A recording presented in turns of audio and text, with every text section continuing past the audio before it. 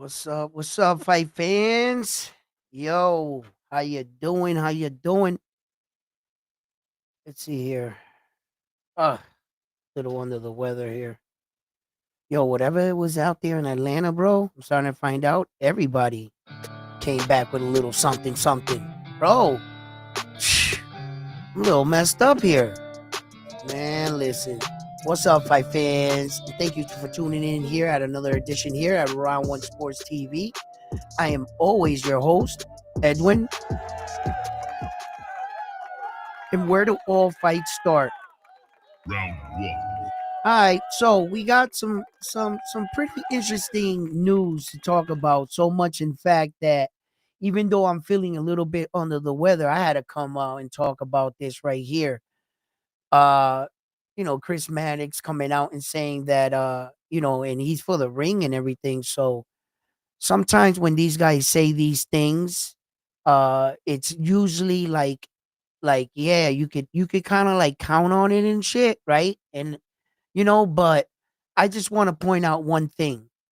We're talking about Teofimo Lopez here, right? The same Tio that many people reported they were almost this close from finalizing the Subriel Matias fight. Did it happen? Did he have a lot of us talking about it? Making video after video, breakdowns? How many people were, you know, how, how many times has Teofimo Lopez say he was gonna fight so and so? What's up, guys? How you doing? You know what I mean? And you know, the fight itself, you know what I mean, is interesting in itself. You know what I mean? Like, um, what's up, Isaac? The fight itself, like, we're gonna break it down. We're gonna talk about this fight. Um, and I want to know what you guys think about it. Like, if the fight was to happen now, the reason why I kind of like took the fight serious too, and was that they said the date, the date was um January 31st, right? And then that date hit me back, and I was like, but wait a minute, where did I see that date just recently? Wait a minute, wasn't that Xander's date?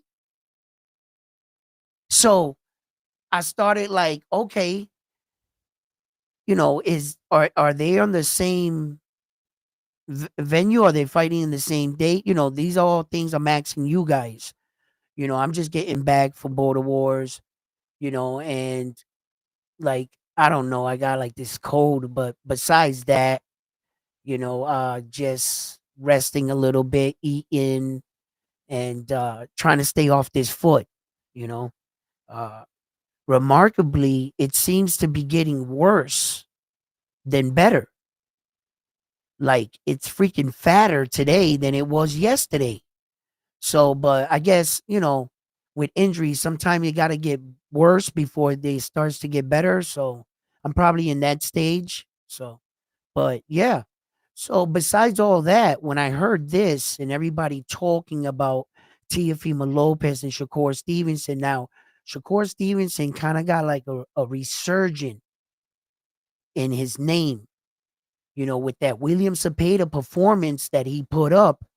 I had to admit, when Shakur Stevenson wants to bite down on the mouthpiece and stand right there, right in front of you, he can do that. With a fighter like Tio, though.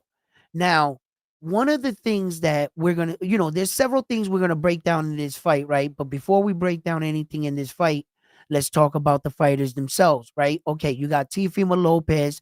He has 22 wins, he's 22 and 13, right? And he has one loss, right? I believe he has a 59% knockout ratio, right? Okay. So Tio of late, the consensus are saying that Teofimo Lopez, his power hasn't translated since he's been moving up in like divisions. And I think it's because of competition, right? But and then you look at the guys he fought. You look at some of these, you know, Klagic here and Sandal Martin to a certain, degree. I think he should have put him away. Like um Tio's last knockout, I think it was Campos. I believe that was his last knockout. If I'm not mistaken, I'm gonna check it out right now. Yeah, it was. He went split decision with Sandal Martin, which was a 10-round fight. The Josh Taylor fight, although he won a unanimous decision with Josh Taylor, I thought that that was a really credible performance and good win, good scalp by Teal. See, he usually fights to the level of his competition, Teal. You know what I mean? And that's what people are starting to say about him. They're starting to say, Teal, what is it? He doesn't show up when it's lower. His power doesn't carry. What's going on with him? So this is kind of becoming like a stigma towards Teal, right? Now, the thing with Teofimo Lopez, though, right? Mm, Look, this is the thing with the fighters, right? Right? No sooner that Teofimo Lopez beats Arnold Barboza wasn't him. But Arnold Barboza was good enough to beat Jack Catterall that beat Josh Taylor convincingly for those four belts, was robbed anyway, right? He was good enough to pull off that victory to earn the fight with Teal because he had the interim of Teal's belt. So they shot it off, right? No sooner that he beat him, he's not him. In which I said that, Teal's competition kind of went up. Jermaine Ortiz was the technician. He wasn't an easy guy to hit. And Teal apparently fell asleep behind the wheel and forgot how to cut off a ring. Hey, whose fault is that? Teofimo Lopez. But can Teal stand in front of Shakur Stevenson? Do you think that Teal's power would catch up to Shakur? And if Shakur fought Teal like he fought William Cepeda, would he outbox him in the pocket? Could he outbox Teal in the pocket if he wanted to? I don't see him doing that, but these are some of the questions that a lot of boxing fans are starting to ask. How do you see the fight playing out? You know? So, and then, like, you look at Shakur Stevenson, right? And Shakur Stevenson is the 135-pound champion. He would obviously have to be moving up to fighting Teal. Is this another thing where a case where even if Teal was to win this fight, is he going to get the credit? Oh no, you had to bring up smaller Shakur. Had Tank Davis went up and fought Mario Barrios and lost, would they have said that you had a blimp up Tank? You didn't beat him in his natural weight division? But when you win, oh, you're amazing. But when you lose, you were a shell of yourself. That wasn't the best version of you. Is that what it is? What are we doing with these fighters when we're asking them, why don't you stay responsible to your division? Why don't you fight guys in your division? You know, like we're watching right now, we're watching on Young Xander. He's about to unify. So you got Shakur Stevenson, right? Shakur Stevenson, 24-11, right? He has a 45% knockout ratio. He's 28 years old. He's an southpaw fighter. He's 5'8", right? He's a five-star fighter. And I agree. Shakur Stevenson has shown many wrinkles to his game when he had to show it. Um, they're starting to say a lot of things about his fist, and I'm growing concern about his fist of late. Um, I remember even though he said his fists were okay, even in that what was that kid's name there? Um, what was his name? Josh Padley. When he fought Josh Padley, he hit him. Remember, Shakur was shaking out his fist. He was like this. He was going like that, right?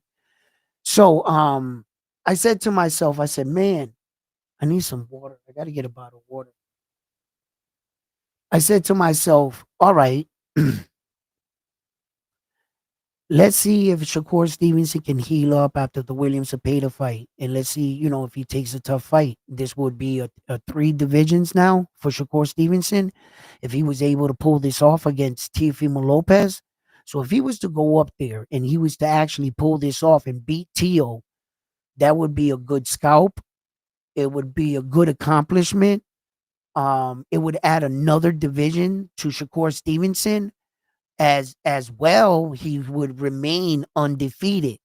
So there's a lot on the line here. Tio's putting up the WBO and I think the Ringside magazine as well, right? Um,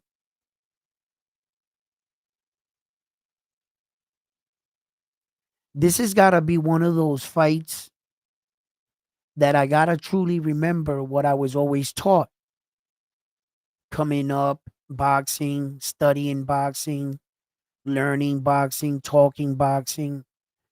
And usually in a situation like this, typically I'm going to go with what I was taught. And what I was taught was hard work, dedication, and God gifted would beat talent. Hard work and training will beat talent. What Tio is, he's talented.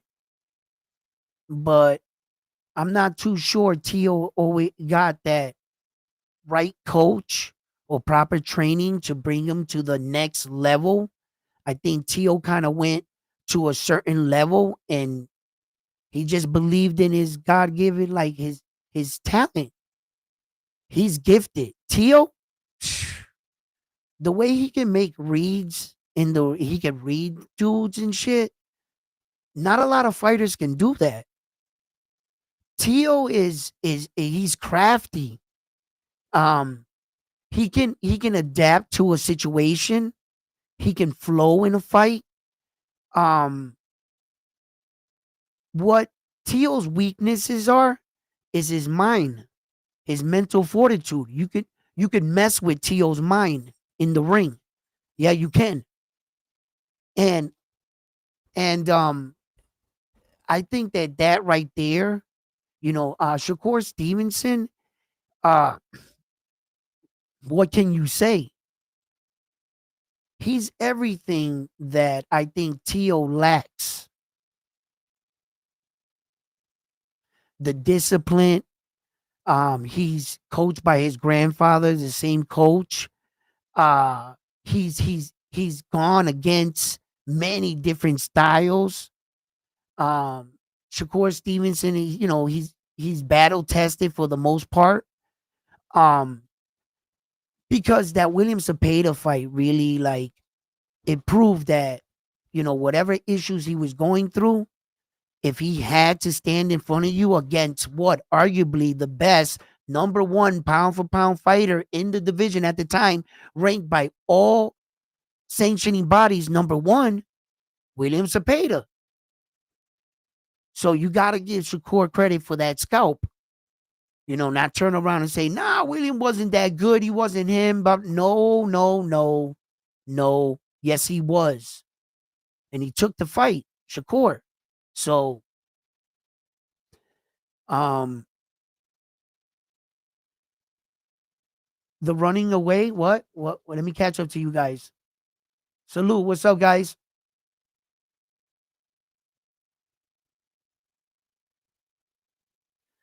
Keep the leg raised. It will keep the blood flow. I think that's what I'm doing wrong. I'm not elevating it because every day it just seems to be getting fatter and fatter, bro. Yeah, but I'll keep an eye on it. Four divisions. It'll be four divisions, not three. So Shakur's already got three. Yeah, I think he does. Right? Where's he at right now?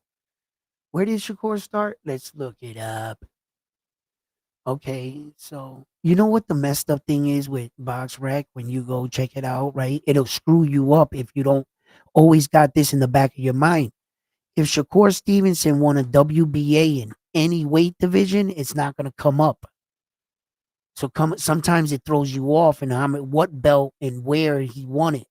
You know, like Tank Davis right now. If you were to go to Box Rec, I think Tank Davis only got one belt, the IBF for 130. And no other belt shows up because remember, all his other belts are WBAs. So it shows that Tank only got one belt. Yeah, it'll mess you up if you don't know these things.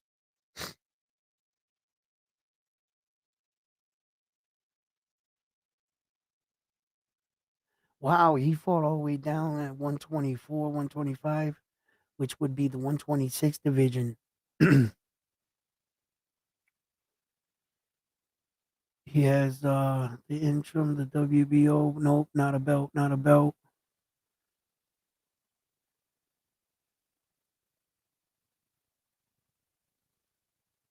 Wait a minute, he won his first belt at 130.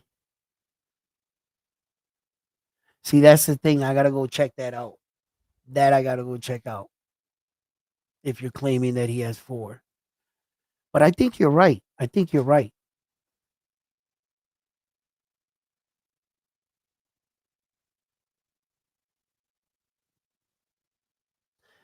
You know, secure. Look, Subia Matias, guys, when he was scheduled to fight Teofimo Lopez, Teo pulled out of that fight, right? But arguably, you couldn't really say that that was a duck, right? Because what Teo did next, you see, because see, Subriel had him at this is the most money Teo you ever made. But when he passed up on the Subriel fight, he made way more money fighting Arnold Barboza.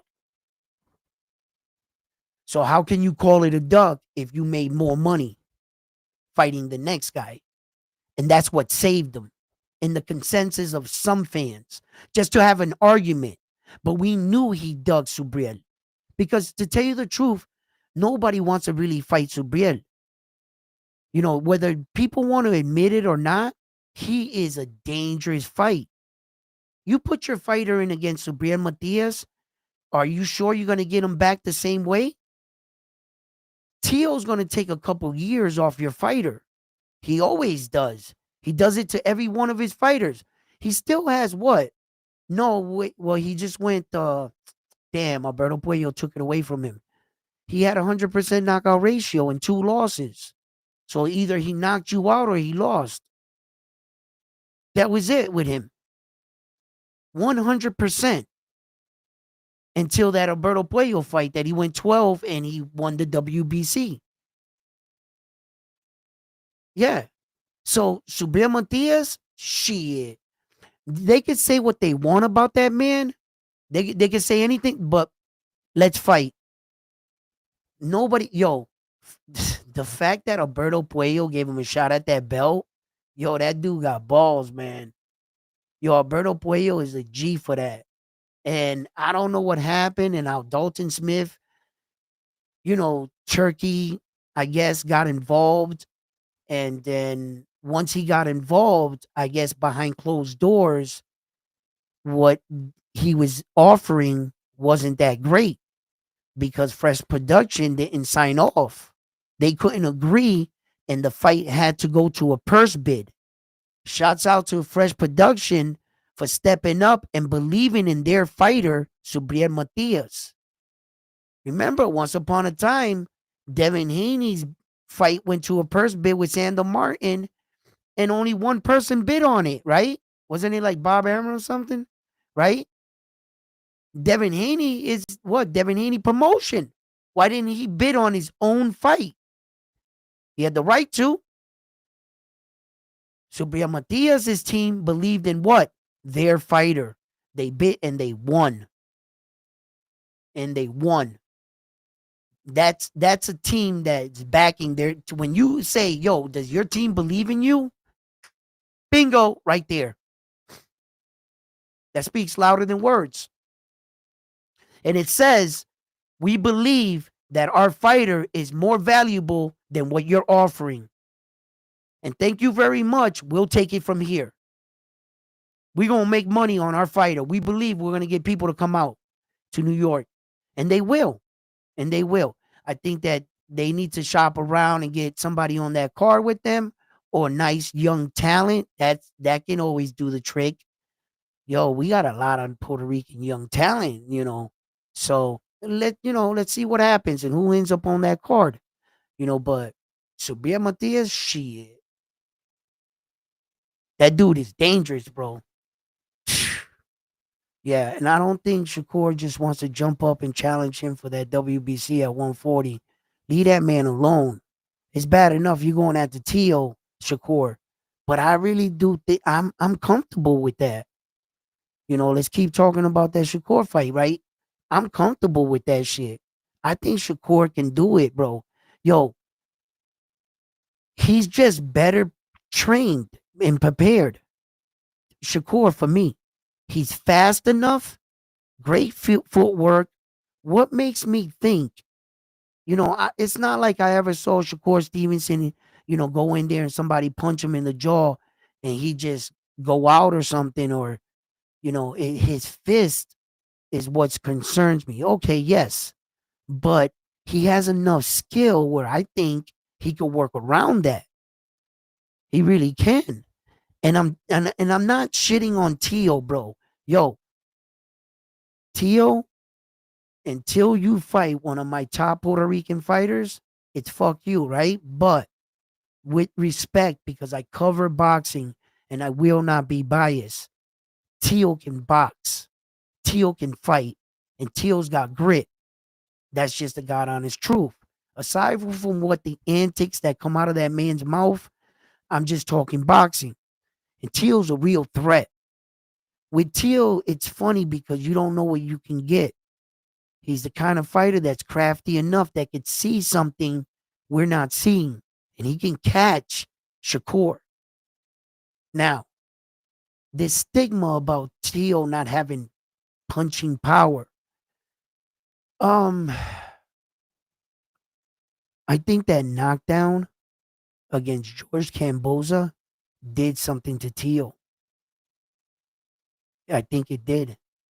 I think that he suffered his first professional knockdown like that in that kind of environment where he was like the favorite, he had the belts, and then he lost the belts. Ever since he didn't get knocked out, but you should have saw his face. Round after round, Tio couldn't get that look off his face of like, yo, there's nothing, guys, it's nothing. Tio's mind was in the crowd, not in the fight. That's why I also say Tio's mind, you can get to him there. And when he suffered that knockdown, ever since he suffered that knockdown, Tio's been more cautious. He let guys off the line a little bit. He let Sandor Martin stick around. He let a lot of these guys um it was and I really never questioned it because what I was saying to myself was sometimes fighters go in slumps, right? Or sometimes your competition gets better and you're just not knocking everybody out. That's all, right? Okay. So I was I didn't really pay attention to it until now. Because now it's becoming a thing. Oh, Tio's power is not carrying. So I have to do an investigation. I got to find out where did this all go wrong? Remember, Tio also dropped him in the fight, George Camboza, but it wasn't the same after that. It wasn't the same. And I don't think that Tio, let me see if I'm correct here. Hold on 1 second. Because I think I am. I know I remember I looked this up too. All right, after the loss, he knocked out Campos, right, in the 7th round, right? Then Sandor Martin started piecing him up. He went up against the ropes. Do I still got it? He put a great performance against Josh Taylor. He went up, and it was just unanimous decision, unanimous decision, unanimous decision, unanimous decision. After that, he hasn't knocked out anybody. And then that's when the rumors started spreading whether or not Teal still had punching power. He was going the distance with these kind of fighters that some people felt like the Josh clashes shouldn't have stuck around, and maybe he should have stopped Jermaine Ortiz, or is Jermaine Ortiz that good? We're about to find out. You know what I mean? So that's just the stigma. And I wanted to give Teal the benefit of the doubt, but I think he might be hesitant.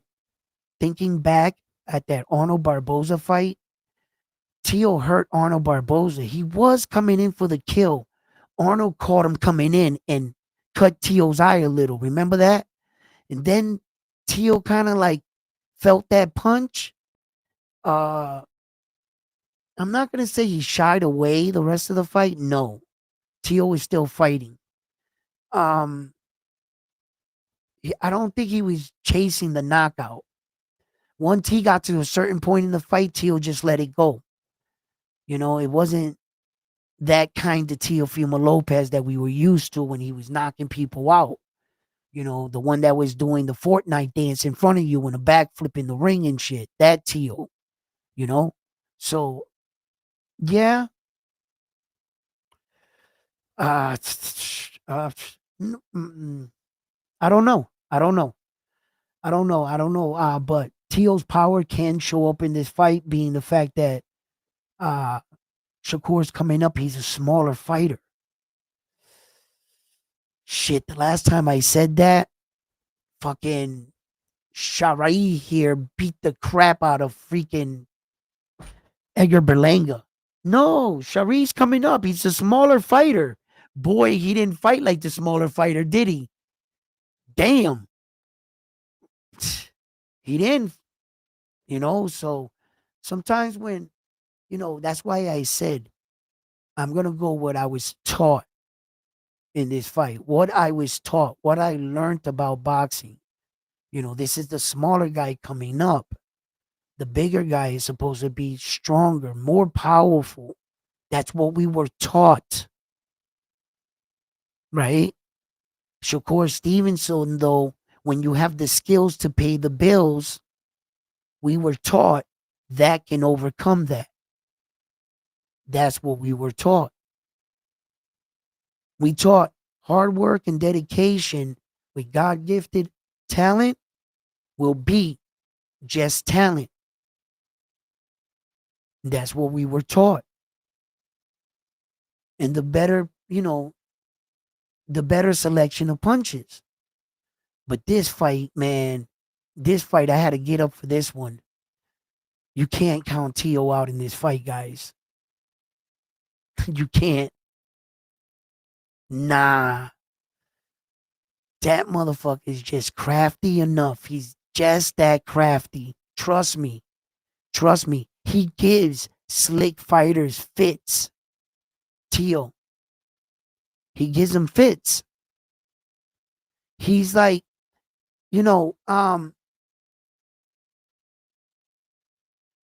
some might say that Loma wasn't himself. Okay.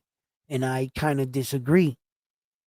Because when Loma decided to fight, we saw Loma take over in the fight. Matter of fact, he won a lot of those rounds in the back half of the fight in the Teofimo Lopez fight.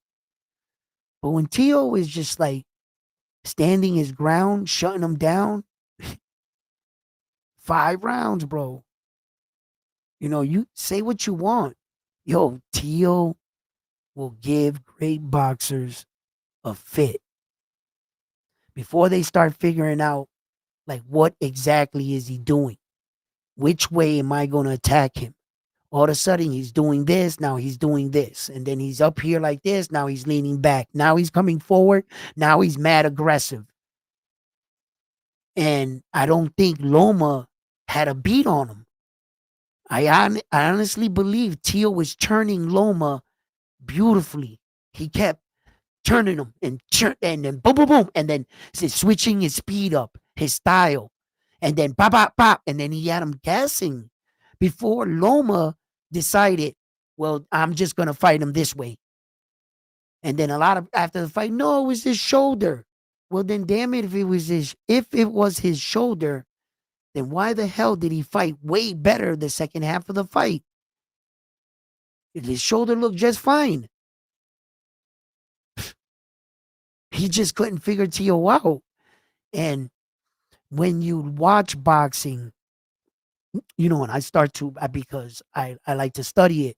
This is where I learn fights like this, moments like this, and then I go back and I watch it, and I'm saying to myself, you learn something all the time, and I'm like, nah, wait a minute, Teal might be a little bit more craftier than, he does some slick shit, right? Who was it? Campos, when he hit the bicep and Campos jab missed Tio by inches, then Tio stepped in and papa and dropped him. Yo, that was crafty. That was nice. That's like some guys will peel the glove off the fighter and counter. Tio got his own little bag of tricks. But the truth is, Tio he's a talented fighter. He's not a well-trained fighter. There's a difference. If Tio had like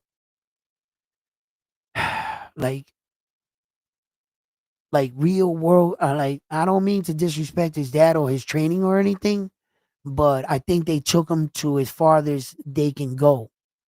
But Tio is an honorable dude, and you know what I'm saying, he stood with the same team, or he believed in the system, because why not believe it? It was working. What the fuck was failing? You know? Um, but at some point, somebody had to see that. Tio hasn't changed as a fighter since Loma. He's the same fighter. What's changed about him? Nothing. Just that he's talented. So it shows you. When you see uh Shakur Stevenson, he adds a new wrinkle to his fighting. He can fight a different way. You know, when you see Terrence Crawford, he's fighting one fight lefty, one righty. He's doing, he's showing and proving to the world that his style can beat all styles, pound for pound fighter. Not that you're one dimensional. I'm not saying that Tio's one dimensional. No, I didn't say that. I'm just saying any fighter. I'm not saying that you're just one dimensional and we're claiming that you're the best fighter in the world, but you keep fighting the same way, you know? No, some of these fighters, they are who they are, and they're the best that we have in our era. You have to give them credit.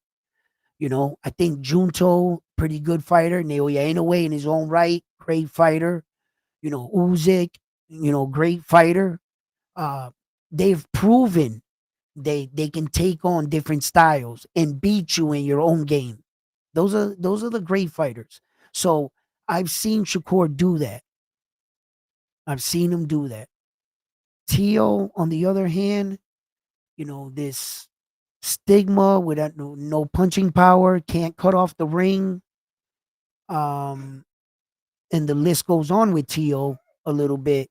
That I really think that, you know, um, if we were matching them talent for talent, Floyd proved that the skills can pay the bills. Yeah. And I have enough belief in Shakur that he might just, but it's a crazy fight. If this fight actually happened, I would actually like to see it go down. And then you can honestly um count Shakur Stevenson as one of the four horsemen. You're gonna have to take one of those other dudes out. It might not be who you think, because now Tio and Shakur would have fought each other. and they'll have their names on their records, you know. Uh it would be great if Devin Haney fought some of them too, you know. But Ryan Garcia, he would stay on the list because Ryan Garcia has already fought Tank Davis and Devin Haney. So you know what I mean? So when you're like building the four horsemen, it's somebody on that list that didn't do none of that shit. Might not belong there. Think about it. Anyway, yeah, let me see what y'all talking about. Do you think the fight would be boring? There's a percentage chance that it could be boring, right? But there's another possibility that it's not going to be, right? We're talking about two fighters in their prime. Both these fighters are in their prime, Teo and Shakur. Not only are they in their prime, they've already gone through their bullshit fights and the backlashes and the scrutiny of what's happened if they chose to fight this way. The cat is out of the bag. The fans dictate. Bro, look at that watch on your hand and look at that chain around your neck and remember who paid for it. We don't go to your fights for you to outpoint a guy. We buy tickets, get a hotel, fight traffic because we want to see blood. We want to be entertained. I want to see a knockout. That's what I paid for my ticket, to watch my favorite fighter kick ass. So both of these fighters in their career have suffered those kind of fights. A boring fight, you say? These two men know about that. They can't really afford to do one of those kind of performances. And coming off the William Cepeda performance, I believe he would want to one up himself. And what's Teo coming off of? Unanimous decision. A unanimous decision. Don't say that too loud. Too loud. Teo, you got something to prove. Shakur Stevenson, that's a good scalp. That's a good scalp. But I tell you what, Teo, I don't think you're going in there to outpoint him. No. So if Teofimo Lopez plans on keeping that belt, I think he better do something. And if Shakur Stevenson plans on being undefeated, I think he better do something. Boring fight? Could. Can't always rule it out. There is a chance. I don't think so. I don't think so. I think that these guys have been around each other so long. You know what I mean? And you got to remember, wherever Shakur Stevenson isn't his little Call of Duty buddy not far behind? Keyshawn Davis. And I don't know why Teo has gone this long in his career without fighting the guy that allegedly slapped his father. That I'm still a little baffled, right? Like, we wouldn't go another step. Yo, when they put them sitting next to each other, I listen, I don't know. I don't know what's going on there, but you know, I don't think they're buddy. So I think that, Teo has seen Shakur long enough.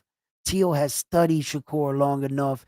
Teo has had to have Shakur Stevenson at some point on his radar.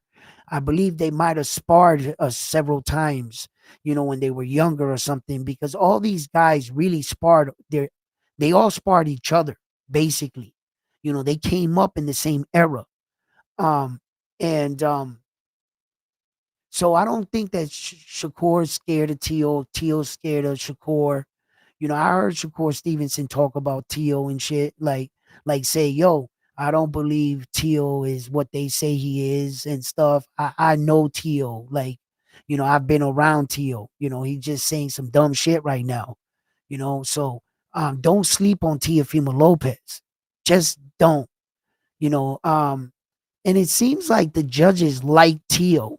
He's been on some very controversial wins, and the judges like him. They do. Uh, so, and the judges kind of like, no, no, I'm not going to say they like Shakur. I'm going to say, honestly, Shakur won every fight he's been in. I don't know what people are talking about. I've never seen a Shakur Stevenson fight he should have lost. The only fight that's a real big, you know, it's a fucking tough fight to judge is the Edwin De Los Santos fight, which they only threw a combined total of like 123, 26 punches combined. That is one of the worstest fights in boxing history. The lowest punching output fight. That's a bad fight, right? But Edwin De Los Santos didn't do enough to beat Shakur, so technically he didn't lose that fight. In fact, Shakur Stevenson, if you go back, whether it was boring or not, he truly outpointed the other guy that was standing in front of him. Yeah, that much I can say. He won every fight he was in, Shakur. And he's the least hit boxer I still think in boxing as a professional, as a champion anyway, too. And in championship fights. I don't think anybody's hit Shakur. In the Williams Zepeda fight, he stood in the pocket. He got hit a little bit more. So that went up for him. But career wise, and then let's think of the last and final nail on the coffin for me in this fight. This was the last thing I thought of. Okay. What makes Teofimo Lopez a successful boxer and fighter, right? He fights off the back foot. Teofimo Lopez is a better counterpuncher than he is boxer. Boxers give him trouble. Okay? All right. What is Shakur Stevenson most successful in? Shakur Stevenson is mostly successful fighting off the back foot. He gets in what it's like a pullback. He uses his waist and his feet, and he kind of like he moves good with his back and front foot. What Shakur Stevenson does really, really well is he tricks you to thinking he's a lot closer to you than he actually is. And by doing so, when he steps with his front foot, his back foot moves in that much. Then what he does is he acts like he moves back by only moving his front foot and then gets back in position when he goes to throw the jab. So when you're in front of him, when he goes to throw the jab, when he makes that first step, yo, he's gonna cover so much space and you're not gonna believe it because he is fast. So with his placement, his timing, and his speed, Shakur Stevenson is a difficult fighter. So I said all of that to say this, that if Teofimo Lopez's best success is off the back foot, but Shakur Stevenson is a better back foot fighter. He's a better counterpuncher. So he's better at what you're best at. And that right there, I was like, is Teofimo Lopez going to turn into a superior boxer? You think he's going to like box Shakur? His best opportunity was that little crafty shit and to bait Shakur. But when I thought about it, I said, bait who? The bait master? The bait master. That's where Shakur lives. That's all he does. to every guy he's ever been in. Bait, slip, pop, boom, boom, boom, boom, slip, boom, back in front of you. What? And you can't hit him. I was like, no. I said, yeah, good, interesting, but when it came down to it, I think it's gonna be a unanimous decision, 12 round Shakur Stevenson fight. I think that's exactly what's gonna happen. It's gonna go the distance. Shakur is gonna beat him in a unanimous decision in a 12 round. I don't think Shakur Stevenson is gonna stop Tio. I think Tio has felt punches as hard as Shakur throws. I don't think that, you know, I would like to believe accumulation of damage, but Tio's durable. Tio's tough. Tio's never been stopped. Okay, so he's tough. Um,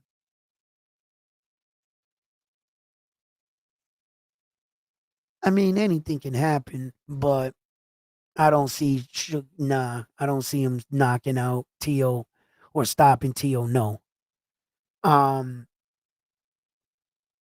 being the fact that it was a smaller guy coming up, if there was ever a knockout in it, I would have favored Tio in this, in the power of the, but his power is truly not really showing up. It's really not. I can't even hide behind the fact that his competition got better and it was just harder to knock these guys out. I'm not sure about that, So I mean, Steve Claggett fucks it all up for T.O., seeing the fact that when they met, he got stopped 7 times, you know? That's what really messes it up. So if he was stopped 7 times, T.O., why couldn't you stop him? When you got shit like that that right there, that's iffy. And Jermaine Ortiz, what? Jermaine Ortiz has suffered one loss. He lost to Loma. That was his first 12-round fight. And then your fight with him was a 12-round fight. So that would have been Jermaine Ortiz's second 12-round fight, and you couldn't knock that dude out. Yeah, I can't look for anything that I just think that his power, yeah, he might want to be one of those fighters that his power stood at the lower weight divisions. It happens. It happens. It happens, but I've seen it happen. Yes. Yes, absolutely. Yeah, he just might be that kind of fighter then. Come to think about it. Yep. Yeah, it is what it is. I mean, I'm waiting for Devin Haney's power to show up now. This is the fight. And I hope the boxing guys gods are listening. If ever you want your power to show up, your man strength, your last little bit is in one of your biggest moments, wouldn't it be? Right? He's gonna need it. He's gonna need it. That shit is interesting, right? Could this be one of those cases with Devin Haney and Brian Norman Jr. where like Hamza Shiraz and Edgar Berlanga? Because wait a minute, check it out. Hear me out, guys. Hear me out before you say anything. Remember, they were accusing Devin Haney of being a weight bully. If that's so, then he could be a big dude. He's a big kid. So there's a possibility that Devin Haney could be the bigger guy. I gotta see them. I wanna see what they look like. But I saw them like Devin's head's like that. So but I want to see them like, they're when they come in and weigh in and stuff like that. That's when I want to see them. So and then I'll be able to tell. But there's a possibility that I was thinking that. I said, but wait a minute. Wasn't Devin Haney always accused of being a weight bully? You know what I mean? And so what if Devin can take Brian Norman Jr.'s punch. And the question with Brian Norman Jr. is, Brian Norman Jr. has been dropped, though, right? Okay. So Brian Norman, uh, look, I study boxing. Okay. When a fighter gets knocked down, sometimes it's that he was still green in pro boxing. Not every amateur translates to the pros and gets the pro style right away. Brian Norman Jr. was learning and developing his pro style with every fight. In a sequence, he got caught. Boom, goes down, right? Gets back up. Okay. So the thing is, you're in a fight. And I got to admit that the one thing I noticed about Brian Norman Jr., and this is honest to God, that every time I saw him, the next time he got better. With every performance, I can honestly say he kept getting better, better, and better. That's all I can ask. Now, can I honestly say he got dropped because he was reckless, undertrained, you know, he got caught because he was getting greedy, he wasn't disciplined, overextending. Did he get caught that way? Or did he get caught because he was still developing as a fighter? So he was a young fighter. You see, there's a slight difference there. You understand? So Brian Norman Jr. can make corrections, and he has. And boy, man, listen, sometimes there's that one fight, right, that you can really go back to, and you can say to yourself, yo, that's the fight that made that dude. Or that fight right there is when I started like taking him seriously. You know what I mean? And that Santillan fight, man, is when I took Brian Norman Jr. real serious. I mean, that Jin knockout, that's just icing on the cake and shit. But, you know, uh, he was winning the whole fight, you know, not like that fight, the Santillan fight, not like that fight. That was that was a big moment in his confidence as a fighter, Brian Norman Jr., and it was a big moment in his career. It allowed him to know that he was good enough to be up there with the best of the division, and that a champion he is. He is championship material. If this guy right here was undefeated, 32-0, came in to fight Brian Norman Jr., bro, you seen what he did what he did to that man? Yo, he hit him like this, and his whole body just went limp like this. The blood was everywhere. Yo, blood was all over Brian Norman Jr. You could see all his blood, and he just went, and he followed him down. Boom. You When you get better, you're not supposed to knock your opponent out like that. You're not supposed to do that to the best competition. You're supposed to go 12 rounds or hurt each other, this, that, because you're supposed to be even. But when you go in there and you starch the guy they said was going to beat you, that speaks louder than words. It means y'all got me fucked up. No, I'm on a different level and I'm going to prove it. Yo, the toughness, the durability, the patience, the weathering the storm that Brian Norman Jr. did in that fight, I'm not sure if Devin Haney can cause such a storm. You know,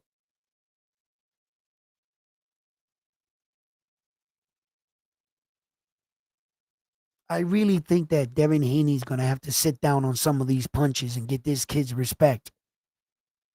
Brian Norman Jr.'s respect.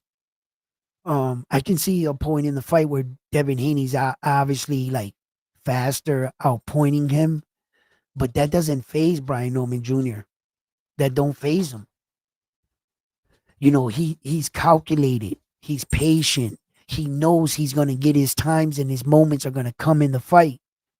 He's been through those kind of situations, and that's where he capitalized.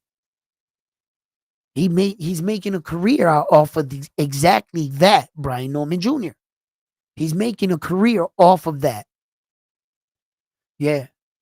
And with all the question marks that surround the Haneys, with all the question marks, you know, you got your own questions.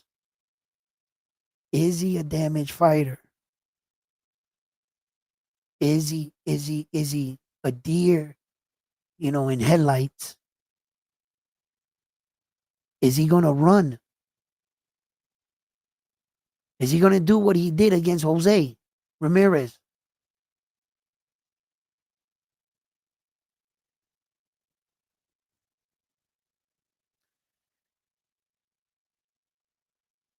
What version of Devin Haney is gonna show up, since we haven't seen him since the Ryan Garcia debacle? Since then, the world has not seen Devin Haney. Not the fighter I once knew. No, not that kid. No, I haven't seen him in a while.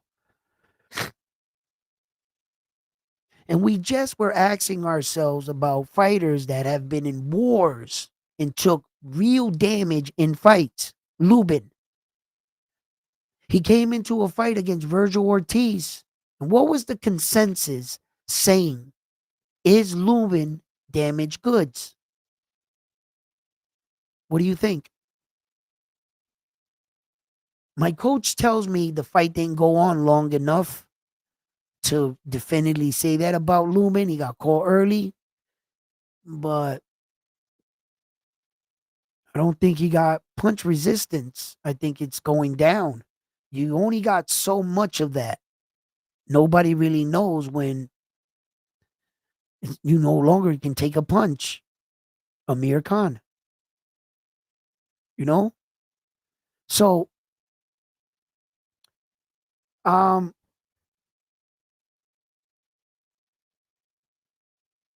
is Devin Haney strong enough, young enough to bounce back from what happened? And was that ass whooping a significant of one? Because if you ask me, I just think Devin Haney got his ass kicked. It might have looked bad in the side of the puffiness and what. Okay, that shit happens. You hit him the right way, it puffed up. But when you look back at the fight, Ryan Garcia whooped his ass in spurts. It wasn't the entire fight. Because if you actually look at the fight, fucking Devin Haney, I think at one point in the fight was winning the fight because of Ryan Garcia's inactivity, because he was so tired, because Ryan Garcia looked like shit. It was probably the worst version of Ryan Garcia I've ever seen. He gassed out. He was just standing in front of him, turning his back, allowing him to hit him. He didn't really... Had like Ryan been in shape and he was like beating on Devin, I think it would have been much worse. Much worse. But technically, he only beat up Devin in certain moments. He was just stronger. So when he did connect, it hurt Devin a lot. Not enough to knock Devin out because Devin kept getting up. Shout out to Devin Haney, bro. He didn't check out the fight.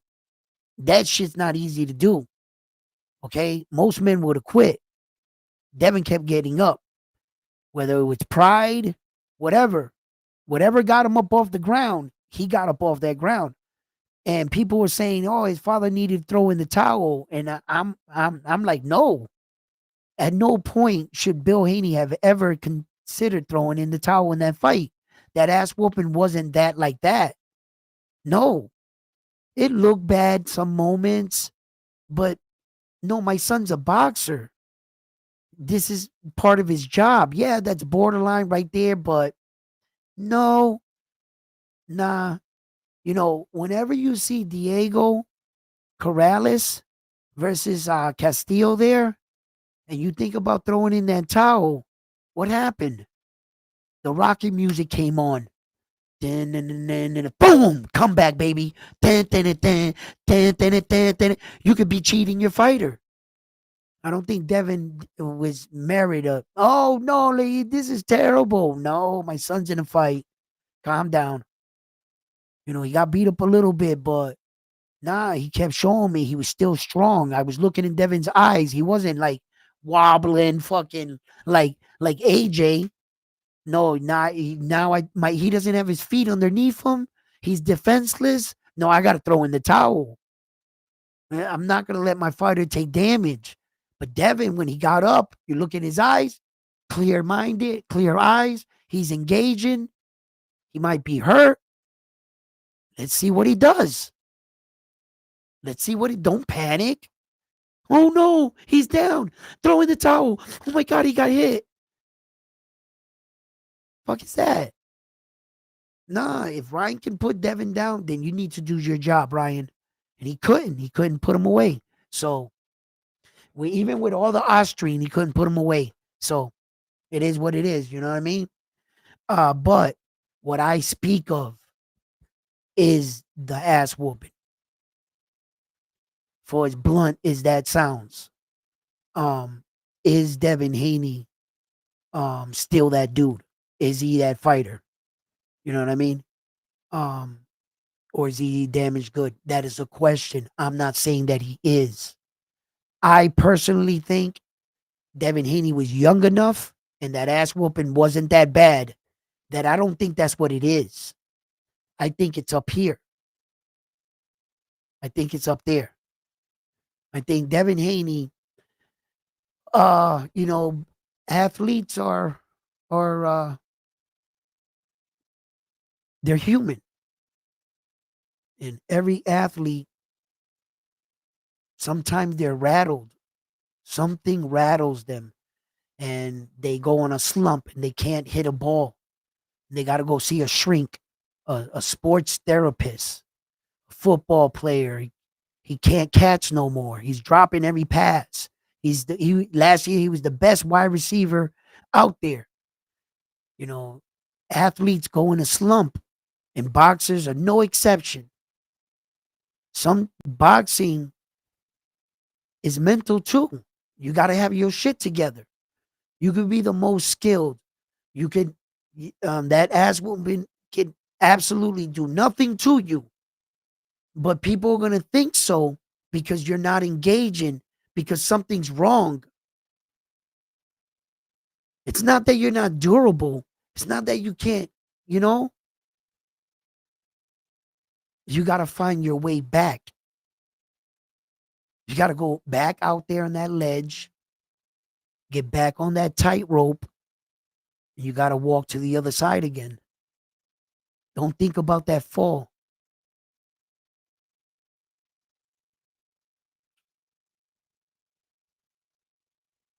And I think that right there is what's wrong with Devin. I don't think he's damaged goods. Nope.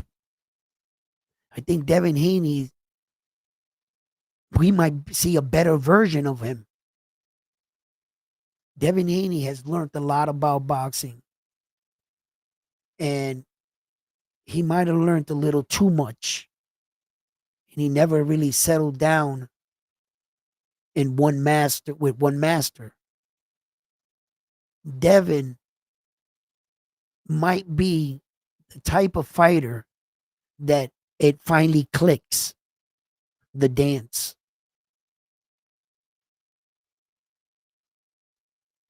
It's it's something in fighters sometimes that it happens, and just I don't know when or where. Some fighters get it early, some fighters never get it. Some fighters get it at the end of their career, and then they become coaches because now they finally see it. And they finally see this. They wait a minute. Now I see fighting way different. When boxing finally reveals itself to you, you see it with a different set of lenses. Trust me. For all you new guys, young, you're out there just mixing it up, throwing punches, just waiting to the day that's why there's levels to this. You start going through boxing and you realize, wait a minute, I learned this, I learned that. And then one day, everything just goes, and all of a sudden you just go out there and the guy makes, that's 20 years in the making. That's your life career's work for that one moment for you to turn that punch and go, and people make it look simple, like, man, all he did was one punch. But no, that was 20 years. That was 15 years of hard work for him to read that moment to do that. You have to understand that. And the sport really opens up to you fighting, man. It becomes simple. You see shit you never saw before. And there's levels to this, you know? So, uh, let me see what you guys are doing, what you guys are talking about. Tio, what? What the hell was that? I saw something and then it bounced back. Okay, wait a minute. Let me see who's this right here. Low nose boxing. This guy fucking loves Tio. So let's see what he has to say. I just gotta see. Tio will be the face of boxing. Oh my God. And the greatest Latin fighter of this generation after Jesus Christ. The glazing is at its highest. I knew I didn't even read his message, and I knew that the glazing was going to be at an all-time high. Okay, that is just, man, the greatest Latin fighter of, wow, te tirate, papi. You put on the cape and you was like, Captain, save T.O. And this dude jumped out the window, bro. Damn. Damn, I don't know about all that. I can't back you on that one, but here at Round One Sports Talk, I will give you a voice to say what you feel. So it's not that I agree with it or that I give you a platform to share what you believe in boxing, what you like in a fighter. I have no favorite fighter. Okay. I love all boxing. Okay. I cover the sport and I bring up topics and situations and I break it down. And it's up to you. Yeah. What's he saying? Tio is the face of clowns. He will never be the face of boxing. Oh my God, here we go, Jay. And he responded, he countered body shot. My boy, I coming in here saying that crazy shit. You might get a reaction out of someone. And I believe you did. Shakur will pack Tio up, but less dangerous than Matias. Well. We know about Matias, don't we? When Camboza took Teal's belt, he didn't rematch. He ran up to 140. Well,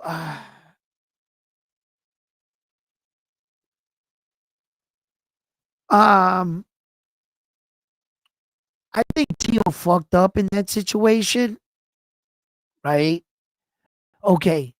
And there's a little bit to break down in that because he didn't rematch George Camboza because Teal was so cocky that he was going to win the fight. He didn't put a rematch clause in for his belts. So George Camboza wasn't obligated, I guess, to fight Teal at the time.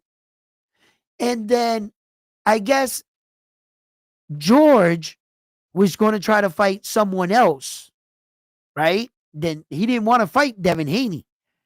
I think George wanted to fight Loma or Tank, right?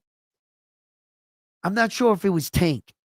Tank had told him, vacate the 3 belts and I'll fight you, George Camboza. But I don't want to fight you for the 3 belts. Tank said that in an interview. So I don't think he was targeting him, but I know he wasn't targeting Devin Haney. Devin Haney was the replacement to George Camboza. He said, fuck it, then I'll take you and I'll try to unify all the belts. But Devin Haney wasn't his first choice. I remember that. I'm correct. And if anybody knows who his first choice is, please type it in the chat for me. Okay? Because I forget who it was. It wasn't Tio. I think it was Loma. At the time, I think he wanted to fight Loma. And Loma said no or some shit. Don't quote me on that. I got to go back and look at history. But I know boxing. And I know Devin wasn't his first choice. No, it wasn't. Then Devin put that WBC on the line.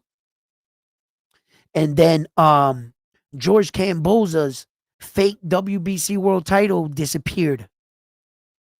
Remember when Tio was trying to say that he had the WBC world title, that he had all 4 belts? Because when he beat Lomachenko on the podium, we were going through COVID. Tio had all the belts wrapped around him, and he was standing there at a mic. He was talking into the mic because he couldn't be around nobody, right? And he had not 1, but 2 WBC world titles wrapped around his arm. But how is that possible if the WBC title wasn't on the line in that fight? If versus Teofimo Lopez versus Lomachenko, there was only 3 belts on the line. Tio came in with the WBO. Loma had the WBA and the IBF and the Ring magazine. That's how Tio got the ring. He got it from Loma. But remember, Lomachenko vacated his WBC world title to Devin Haney. So when he entered that fight, he never had the WBC world title. In fact, the truth was later revealed itself when Devin Haney challenged George Camboza. And what did Devin Haney had over his right shoulder? The WBC world title. And what were you promoting the fight as? An undisputed unification.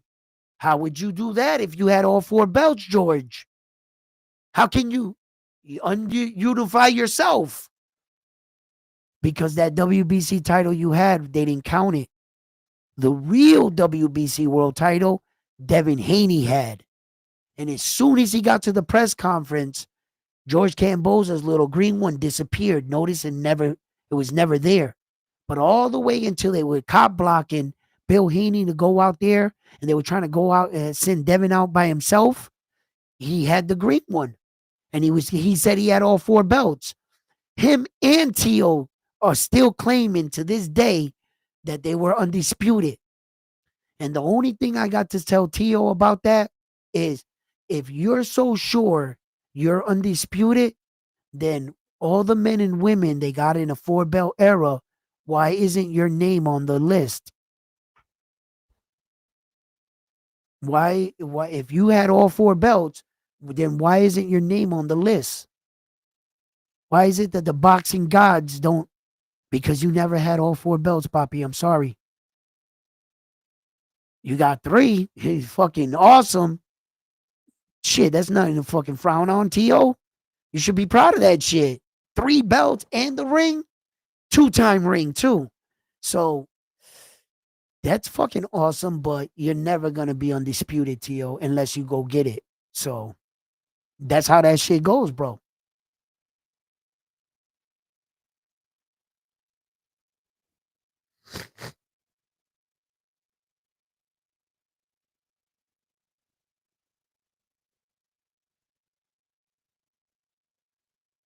The GOAT, not only undisputed, but literal champ, too. Yo. Listen, it's just that, some of these guys try to take these because being undisputed is saying that there was no one else better than you. You were king of the division. There was no argument about who was the champion because there was only one. See, for instance, when you look at some of these weight divisions, right? The 135. Who's okay? All right, let's go. When you look at 147, right? Lewis Crocker is the IBF. The WBA is Rondo Rowley Ramirez, right? The WBC is Mario Barrio, and the WBO is Brian Norman Jr., right? So if they was to end their career there, there's a strong argument to say, no, Brian Norman Jr., you were not the best champion at 147 pounds. You may believe you were. You might have got a pretty good knockout, but technically, what the fuck did you have that I didn't have as a champion? If you only have one belt and I got one belt, he has one belt and he has one belt. And we're all recognized as world champions. So opinion wise, you might think or say you were the best, but you weren't because we're all even. And unless you have more, then you're the same. We're the same. So you need to unify. You see? And that's where unifications and undisputed holds weight. When you're undisputed, you're saying there was no other champion but me. And I even had the ring. That's saying a lot. That's an achievement, an award. Not many fighters on the planet will ever have the privilege of saying. Right now, what there's only 9, 10, 11 men in the world out of 10,000 plus boxers, like 9 people. Are you crazy? You know, I don't want to, I'm not counting the women. I know that there's women boxing, but we're just keeping it men, ladies. You know, uh, there hasn't been a lot of undisputeds. I mean, we had that resurgence, that big explosion, and, you know, and everybody was fighting for belts. That was incredible to watch. But no, Teal's name will never be on it, and George Camboza's name's not going to be on it. Neither is Loma's. You know, he tried. Loma was close too. Nope. Damn. Didn't happen. But that's a status that's why it's so important. And men will lie or try to force it, you know, to get it. Because that name status, you're probably going to the Hall of Fame just for one. You most likely will. Any man that got all the belts and they're respectable, they should go to the Hall of Fame. Yeah. Yeah.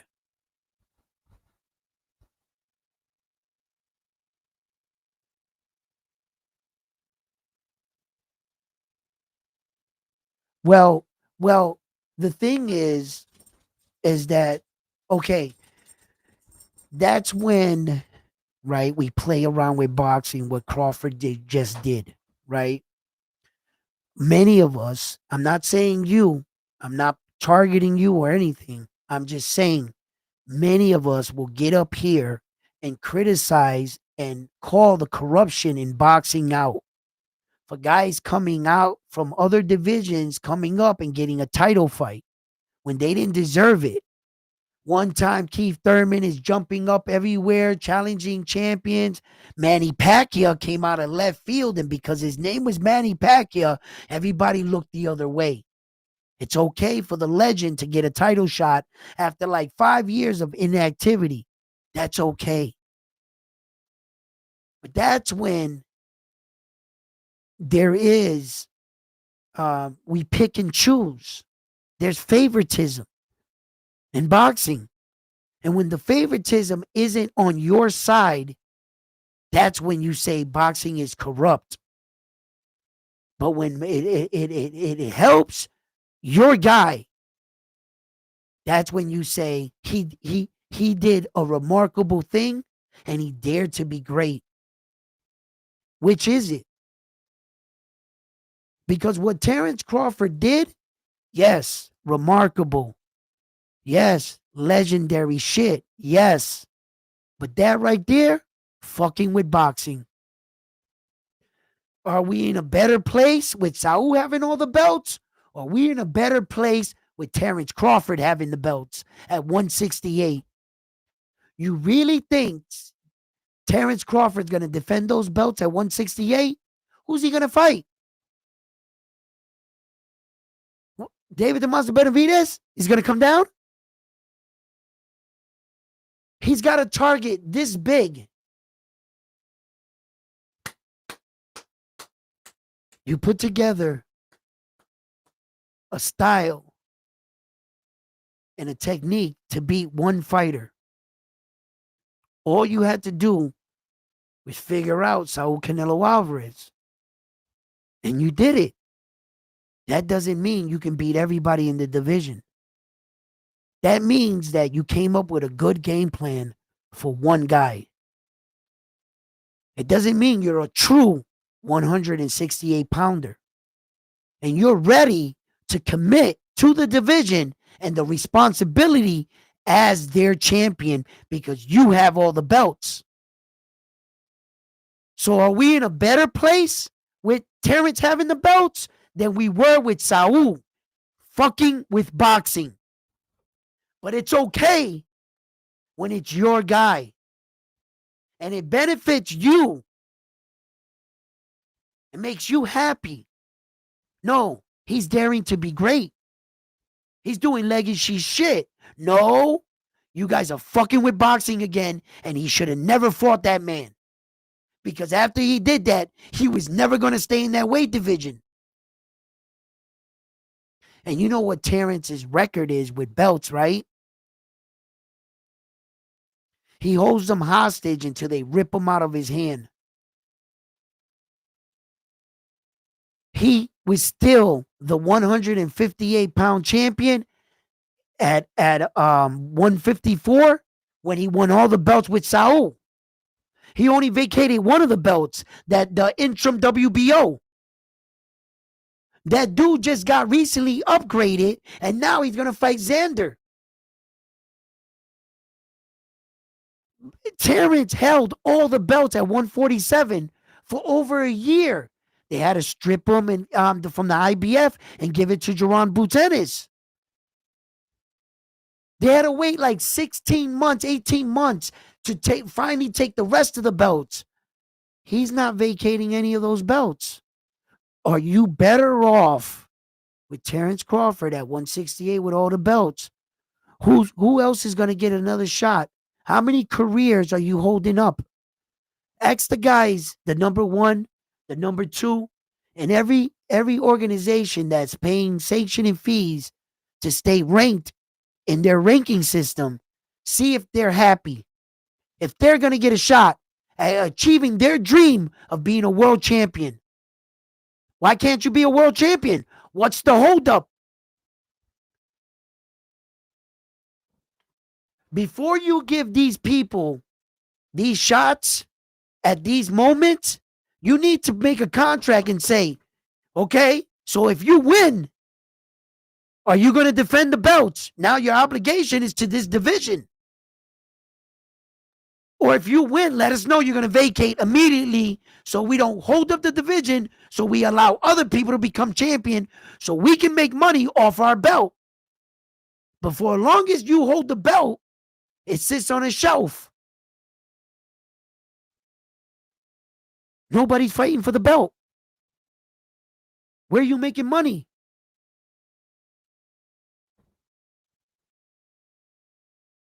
There needs to be these to hold the boxer accountable. Don't keep jumping in divisions, fucking shit up. Throwing monkey wrenches into the shit. Like, how did George Camboza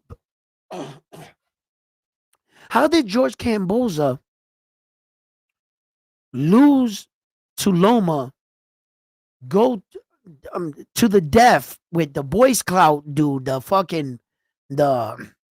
whatever champion, regional champion or amateur champion from Australia he fought, that merited him a title fight against Richard Hitchison for the IBF?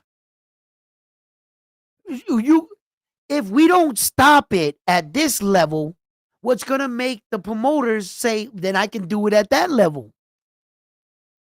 If you don't say no to Manny Pacquiao, sorry, Manny Pacquiao, you're going to have to come up the ranking. Earn that title shot.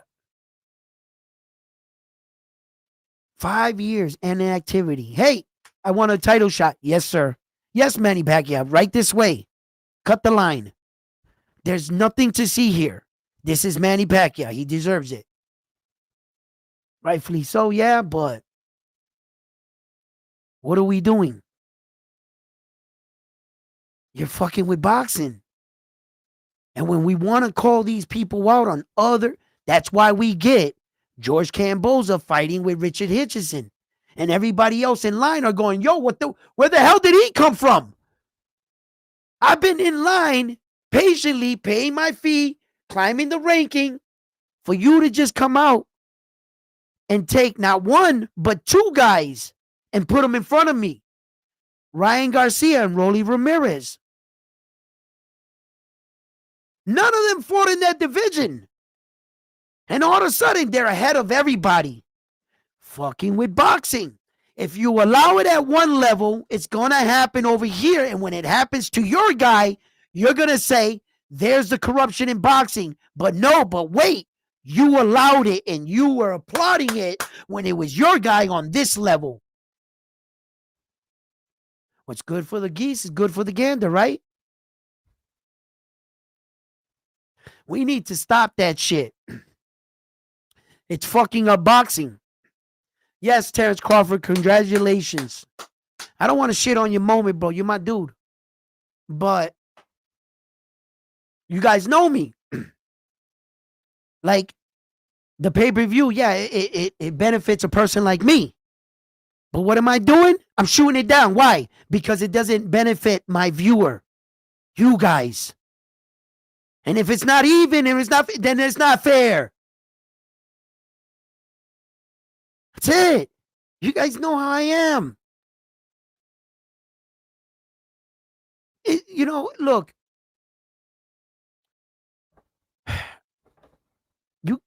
We have to stand for something in boxing.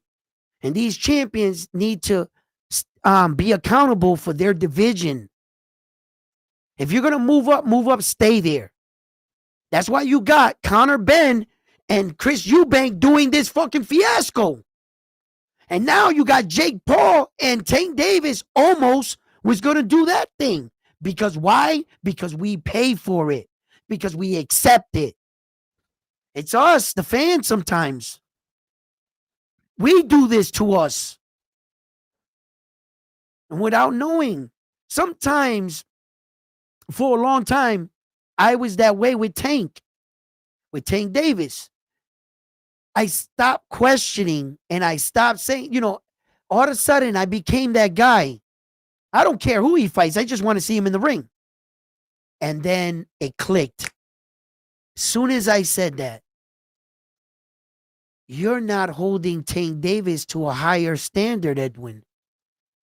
Now he's got you saying, I don't care who he fights. I just want to see him. So that way it justifies why he's not fighting these guys. They got you hook, line, and sinker. That's when I was like, and I pulled the fucking cape. No, you don't. Fuck out of here, bro. I know what the fuck. I took the hook out. I know what the hell this is. And just because he's my dude, my guy, I gotta be blind?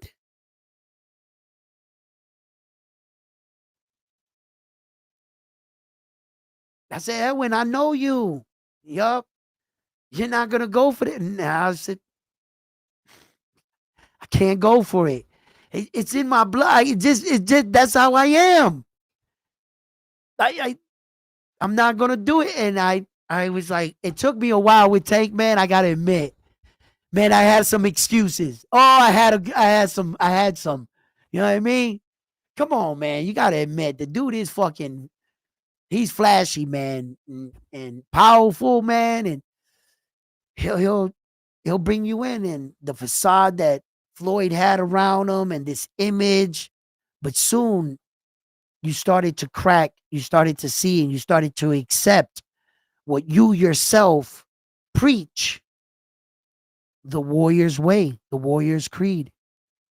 You're not the man until you beat the man. We know that. If you ain't first, you're last. Ricky Bobby, right? So at some point, you're going to start to notice that. And it's up to you. It's up to you. I've said this before. The truth doesn't always set you free. The truth just provides you another choice. That's it. When confronted with the truth in that moment, you have two choices: accept the truth or bury it and continue with the lie, because the lie version works with you. You understand? So the truth won't always set you free. Not everyone confronted with the truth chooses to accept it. You see? So, so, so, um, you know, I think that,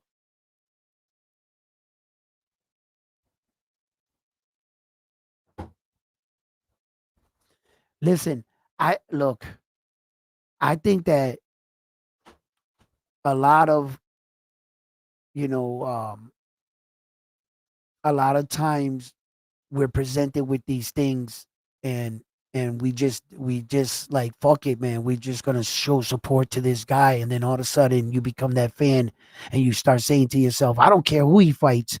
Boom, and they got you. You're right there.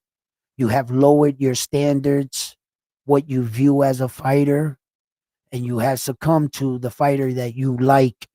No matter, they can't do no right or, right or wrong, and you're gonna back their bullshit, and they got you, and you've lowered everything else. So sometimes it's good to, like, you know be honest. If this is what you're always criticizing everybody else for, no, I want to see you fighting the best. And then you look at your guy and you say, what the fuck is going on here? Then there's a problem. you know uh so it's only up to you, whether you choose to accept it or you just choose to be a fan. Both surprisingly are right answers, surprisingly, right? It's not always you have to. You could just be a fan. Your guy can lose 100 times and you still can support that guy. That's a real fan. A guy that doesn't jump ships. And there are those kind of people out there, and they're just going to be fans. Understandable. I can respect those people too. But us, you know, real, we're like warrior guys, champion guys. Some people think that when you watch boxing, that these boxers all have the same goal in mind, to be a world champion. That could be true. Guys can come in and want to just get the bag, get money. And a world championship can get them to be there. But now they get a world championship and they don't unify. They don't fight any of the other champions, and then people start to criticize them. But unbeknownst to you, that champion never had intentions on unifying. Those are your ambitions, your dreams. You're just putting them on him. And every time you're telling, the fans are yelling out to the media to ask him if he wants to unify. And if you don't unify, then what? You're not a champion? What are you getting into boxing for if you're not fighting the next champion? That's bullshit. Because I didn't think that Rolly was going to unify. There's a lot of champions that become champion and shit. Maybe that was good enough for them. They'll stay in their lane, defend their belt in their lane. What's wrong with that? Sometimes I got to take myself out of the equation and stop putting my emphasis on what the fighter should do with his career. Maybe he doesn't want to unify. He's fine where he's at. You ever ask yourself that? Doesn't mean that well, if that's not what you want to do, then fine.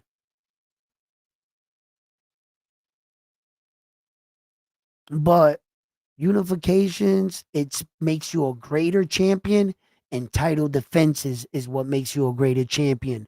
All of these belts have plaques on them for a reason. For every fight, every time opportunity that you have big fights, they put your plaque and the date and everything of what you did. As you start to defend that belt, you put more plaques and more awards, and the belt slightly changes. Not all two belts are the same. Terrence Crawford's WBO title is phenomenal. It's gold on the outside. He has over 5 title defenses on that motherfucker. If I think it was the 147, that WBO title was a powerful WBO title. Go back and look at it. It's different than all the other WBOs. You'll see that the WBA turns into the WBA Super, where they have the big lions on the side. You see that the WBC, it goes from the pictures and then it goes diamonds on the top around it after multiple title defenses. So the belts become more prestigious. Remember, they're trophies, and you can write your legacy on it. So every time you enter the ring, the guy from across the street, if he knows what he's reading, he'll know how to read your belts. And that'll speak to what kind of champion you are. You're just not a day one champion and the plaques are empty. You know what I mean? Sometimes champions don't follow tradition. They don't send out for the plaques. Oh, well. But to the guys that do, and they fill in their belts, yo, they sure look amazing. So anyway, fight fans, love chopping it up with you. About to chop it up with the missus real quick. Just wanted to come on, talk boxing. My head is still pounding. Um, yeah, I don't know what the fuck was in the water out there in uh Atlanta, but I suppose I guess a lot of us are messed up. So, fight fans, on to the next one. After this one, here at Round One Sports Talk, I am always your host. Don't forget to hit that like button on your way out. If you haven't already, subscribe to the channel, become a Round One Sports Talk member.